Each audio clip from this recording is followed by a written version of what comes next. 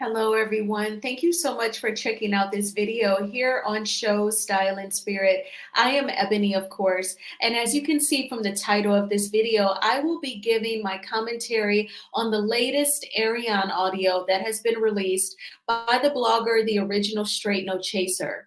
And there are some things that were talked about. Some were very, very serious, and other things, it was simple game that Martell ran on Arionne to have her thinking that he was this money savvy man, and to try and make Melody look as if she does not know how to manage money. And that's obvious, a complete story, a complete fabrication. So we're going to talk about all of that. So now before I get into the details, I ask that you please hit the like button on this video, or even if you were to hit the dislike button, either one of those work the same, meaning that YouTube will recommend this video to more people who enjoy discussing the various topics that come about from Love and Marriage Huntsville. And if you have not already done so, please subscribe to Show Style and Spirit. I would love to have you. All right, and of course, everything that I'm saying during this video is alleged and just my opinion. All right, so let's go ahead and get started. Okay, so Arionne talked about how, of course, Melody would not agree to film with her. According to Arionne, she said that Melody Cherie is the only person from the cast that will not film with her. Now, it has been reported to us for several years now that none of the cast is on board with filming with Arionne, with the exception of Martell. Now, Arionne is saying that everyone is on board except for Melody. I am inclined to believe that the rest of the cast agrees with Melody and does not want to film with Arionne. I believe that Martell tells Arionne, no, everybody want to film with you, everybody except Melody. He just puts it on Melody to try and make her look negative in Arionne's eyes. I believe that what has been reported to us for a long time now, that the rest of the cast is not on board with filming with Arionne. And in my opinion, I believe that the other wives on the show, they don't want to be embarrassed if Arionne spills any tea about their husbands allegedly kicking it with other women on trips, like to Atlanta. I also believe that the men would not want to film with Arionne for the same reason if she spills their tea. So they are definitely trying to keep her at bay, trying to keep her even further than arm's length. Now, Arionne is convinced that production would have been okay with sideswiping Melody, ambushing Melody on the Destin, Florida trip by bringing Knox onto the trip. I have to be hopeful and think that production, especially at this point after working with Melody for so many years now, that they will respect her as a professional, and even on a personal level, they should find her to be a kind person who has triumphed over a lot. They shouldn't even want to do that to her. But Arionne painted the picture as if production was down with ambushing Melody, but it's because of Arionne. She refused to let her child film, but production, they were down, they were ready to ambush Melody. What do you all think about that? I think that that is something else that Martell has told Arionne. He wants her to think that the cast and the production are out to just totally be mean to Melody. I know that the cast has definitely ganged up on Melody in seasons past. We have definitely seen it. But I believe that he tells Arionne that it is to the umpteenth power and it is absolute. And I'm just not fully convinced that production is down to do Melody like that. I think that he wanted Arionne to feel like some sort of martyr by not allowing Knox to be filmed for the Destin trip. Now, the blogger, The Original Straight No Chaser, posted a post by Basement Billy. For people who may not know all of the nicknames, that is the one Scott brother that, they did not want around because of, disturbing, creepy behavior, towards the one cast member whom I adore, love her so much. And they brought him on anyway. Now, I want to say a couple of things about that, but first, let me just make sure that I go over my notes from the audio. So the blogger posted a post from Basement Billy, where he insinuated that a baby was given up for adoption, and he judged the alleged biological mother. Even if that was the case, I just want to say that in general, in my opinion, it takes strength, maturity, and ultimately love to decide to give up a baby for adoption. He has it totally twisted up. He thought that perhaps he was embarrassing the biological mother or shaming them. But I think that it takes supernatural strength and a lot of a mother's love to say that you will let another family raise the baby, another baby that is in another position to do so, in a better position to do so. That takes a lot of strength and maturity to do that. And in his post, he was saying that, he would struggle, he would go through whatever just to keep that child. Well, perhaps parents who give their babies up for adoption, they don't want to traumatize the kid with being in poverty or always struggling and the trauma that could be waiting for them when they're growing up in such conditions. So I think that it takes a lot of strength and love to let another family raise your baby. Now, also, whenever I think of Basement Billy, I think about the one scene that we saw where his two brothers met with him. They were like outside at a park. His t-shirt was inside out. It was revealed it was because he had some sort of logo, and production felt like they probably would get into some trouble, I guess, if he was seen wearing, I guess, the designer shirt or whatever the logo was.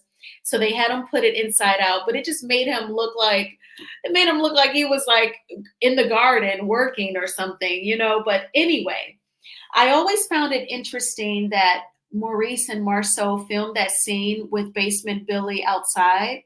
It kind of made me wonder, like, is he not even allowed to be around their spouses and children? Like, is he allowed to attend family reunions, family dinners, family cookouts? If the family all goes up to the amusement park or the beach, is he allowed to join everyone? It was just giving, we don't really F with him, and we go to him outside to film this scene. And even when they post things about Black, like, I don't ever recall seeing him. Like, I don't even think he goes to the establishment. So I just kind of feel like he's that relative that they definitely keep at a distance, definitely keep at arm's length, even when they filmed that scene for the show. That is totally what it was giving. Now, the original Straight No Chaser posted a text thread where Basement Billy talked about having jacked up credit, not enough money, and living in his truck. And so I just feel like, again, that is just more ammo, more information that would lead me to believe that the brothers Marceau and Maurice, they definitely keep him at a distance. It's not like they're opening up their houses to him so that he does not have to live in his truck. It's not like they're giving him money as a down payment and closing costs on a house. And it's not like they're giving him money so that he can rent an apartment, this month's rent, and to pay the movers, the moving truck. So I definitely think that he is someone that they keep at a distance. Perhaps at one point when he must have been calling Scout or going up to the office, perhaps at one point they kind of let him around. And then I think that just kind of ended, that just kind of went away. Now, the original Straight No Chaser mentioned that she was given information on, someone's childhood. I did not like it. It makes me uncomfortable. And for anyone who has gone through any sort of childhood trauma or being violated, I wish healing for them all. And of course, the best way to do that is to talk with a therapist who will not judge you, who will not interrupt you, who will not try to gaslight you and tell you that the experience never happened or it wasn't that bad. They're going to totally let you talk and let you get it out and let you know what it is so that you can heal. And I wish that healing for anyone. I don't even know if that is true or if that is just a rumor that someone gave the blogger to try and embarrass the person. But that would be even worse if it was just meant to be embarrassing. When I heard the information, it did remind me of Oprah Winfrey. And as special and talented as Oprah Winfrey is, she was at the height of her career for several years. I feel like my childhood was watching Oprah be on the Oprah Winfrey show and just watching her show just catapult. Even when I was in college, me, the black girls and the white girls alike in our dorm, we would all watch Oprah and cry. She was always so generous. But even then, a family member went to the tabloids and said that Oprah was promiscuous as a young teen and unalived a baby, deleted the embryo, the fetus, as a teenager.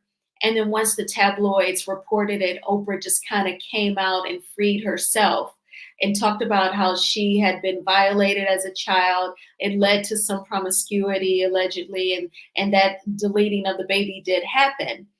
And I think that it was very freeing for Oprah, but at the same time, it's just not cool to out anyone. Let someone out themselves.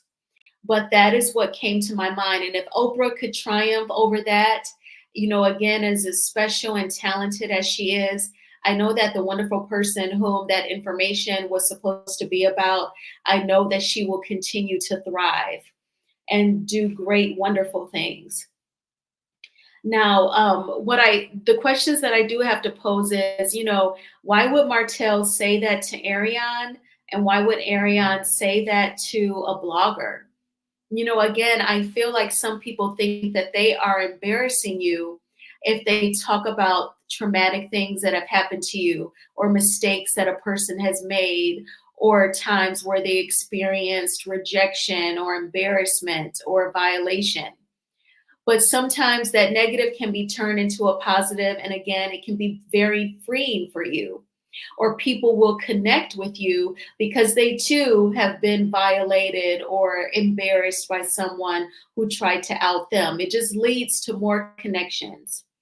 But I just wonder, how did that information get to Arionne? It had to have been from Martell. And why would he tell her that? He always wanted to gain Arionne's trust and get her to believe everything that he said by trying to make Melody look bad or try to embarrass her in some sort of way. And that was ultimately how he gets Arionne to believe everything that he says. As far as the post that Martell allegedly sent to OSNC, I don't believe if he typed it. It was so long and so vivid, just very descriptive. It just gave a woman typed it up, and I don't think that it was Arionne either. It may have been one of his other female friends or a female cousin or a female classmate that typed the post out and sent it to OSNC. I just don't feel like Martell said it. It said things like, I was so manipulative and my manipulative personality just got her to believe me. And, it was just so lengthy. I just kind of felt like it was not anything that he came up with on his own. Now, Arionne said that Martell told her that he paid off Melody's credit card bills, that she had bad credit, and she did not know how to check bank accounts. That is extremely hard to believe. Melody was in college when she and Martell met. I'm sure that her mother taught her to ignore all of the credit card offers that come in the mail. If they weren't coming to my dorm address, if I came home for the weekend, there would be junk mail from the credit card companies with my name on it. But, they just got shredded, thrown in the trash. And, your family just told you, you don't need that. My sister, Kim, taught me you don't need all of the different store credit cards. You just need one major credit card. That's it. And I say that to say that, if you're blessed to have positive role models, I believe that Melody has that in her mom. I'm sure she was told not to indulge in all of the various credit card offers. I think that Martell just told Melody that, told Arionne that about Melody to get her to believe him and to get her to feel secure. Like, oh, I know something bad about the wonderfully loving, beautiful Melody Cherie. I think that Martell just told Arionne that to make her feel more comfortable. I think that it's in the reverse. I think that Melody helped Martell get his credit straight. I think Melody helped Martell pay his debts. And I think that she taught him how to balance a checkbook, how to manage web banking, how to use web bill pay to pay his bills. I think she was putting him up on game, but he reversed it and said the opposite to Arionne. Now, I want to say, as far as the mismanaging of money, so according to Arionne, she was saying that one day they had $700,000 in their bank account, and then the next day they're quote unquote broke. So that is extremely general, right? The term broke, it's all relative.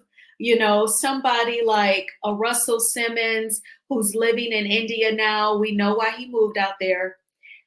His definition of saying he's broke could be he's down to his last $5 million. And the man has to be, at least 60 years old. If he was down to his last million, 2 million, 3 million, he can definitely live off of that. And then somebody else, their broke could be, I'm down to like my last $5,000 in the savings account. I've been withdrawing from my 401k. I'm down to my last 5,000 in my 401k. And I don't know where my next meal is coming from. Like, being broke is all relative. And again, we don't know what Martell has been saying to Arionne. What I will say is that, when I think of their landscaping business, when he was cutting grass, I think of Martell's role as almost like the field salesman. He's physically out in the field cutting the grass. He may have been the one knocking on doors, passing out flyers, definitely give me a try, call me, here are my rates. But I believe that it was Melody that was monitoring the profits, the money going out, the expenses, the gas, paying for the equipment versus the money that's left over, the profits. I believe that she was managing it. And then once she saw significant withdrawals and realized he's spending it on the side chick, then maybe that's probably when things started to change, because you're not going to spend money that I hope you make on a side chick.